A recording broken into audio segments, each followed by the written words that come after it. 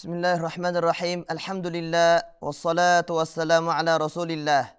Bugünkü savağızda 10 kıraat imamlarının 10'uncusu İmam Hamza rahmetullahi aleyhin rivayetçisi Cenadağı öz aldınca 10 kıraat imamlarının biri olgan İmam Halaf al-Ashir rahmetullahi aleyhi turalı tanış ötüz. Toluk atı canı Halaf bin Hişam bin Tha'lab bin Halaf bin Tha'lab bin Hashim bin Tha'lab bin Davud bin Muqsim Abu Muhammed Al-Asadi, Al-Bazzar, Al-Baghdadi 150 Hicri yılı bul jarık dünyaya kelgen. Halaf rahmetullahi aleyhi 10 yaşında Kur'an-ı Kerim'de toluğu menen jattab, 13 yaşında ilim aluu üçün köptögen өлkölөрgө safar kılat. Al dünyadan oğlak, ibadatçıl, jana ötö köp oroza karmagan adam ele. Darqutni rahmetullahi aleyhi aytat, kana abidan fadilan. İmam Halaf köp ibadat kılgan jana sirmatu adam bolgon. Hüseyin bin Fahim rahmetullahi aleyhi aytat, ma ra'aytu anbala min Halaf bin Hişam. Men Halaf bin Hişamday kadir baktu adamdı körbödüm. Halaf rahmetullahi aleyhi özü taralı minto aytat. Bir jolu maga nahvi iliminden bir sabakta düşünүү kıyım oldu. Andan keyin men anı düşünүү üçün 80.000 dirhamda sadaka kıldım. Alemi 80.000 dirham bugünkü günde bizden summa menen 2 milyonga jakın karajat bolot. Albatta bu çon kölemdeki karajatты sadaka kıluu İmam Halaf rahmetullahi aleyhinin ilimge olgan çınığı talawın jana kızıgusун bildiret. Halaf rahmetullahi aleyhi Kur'an-ı Kerim'de Süleym bin İsa jana Abdurrahman bin Abu Muhammed attı ustazlardan öğrengen. Alemi ala kösü tüzbetiz İmam Hamza rahmetullahi aleyhiden öğrenişken. İmam Halaf rahmetullahi aleyhi başka imamların kıraatlarındağı öğrenip çoğun ustazlara oku bergen.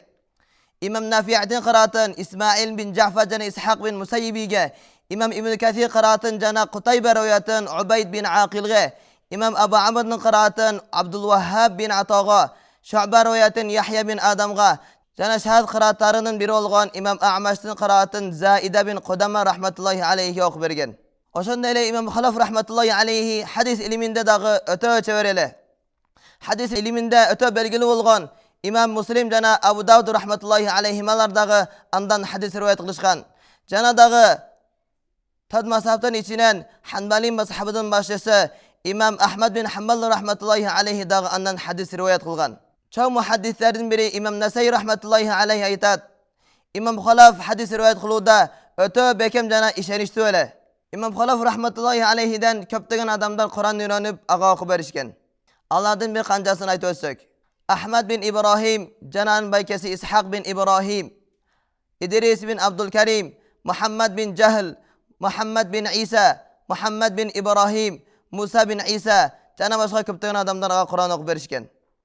İmam Aştar rahmetullahi aleyhi aytat, İmam Halaf özü rivayet kılan kıraatının köpçülük bölügün İmam Hamza'nın kıraatından algan. Cana al ökösünün ortasında 120 cirde ayırmaçılık var. İmam Halaf rahmetullahi aleyhi köptegen kıraatlarda özleşiriyonduktan al özü daima okuyuturgan bir kıraatı tandagan ele kiyinçerek al öz aldınca kıraat bolup kalgan. İmam Cezari rahmetullahi aleyhi İmam Halaf rahmetullahi aleyhinin okuçuların içinen İmam Halaf rahmetullahi aleyhinin kıraatın özgöçe özleşirgen eki rivayetini tandı olgan.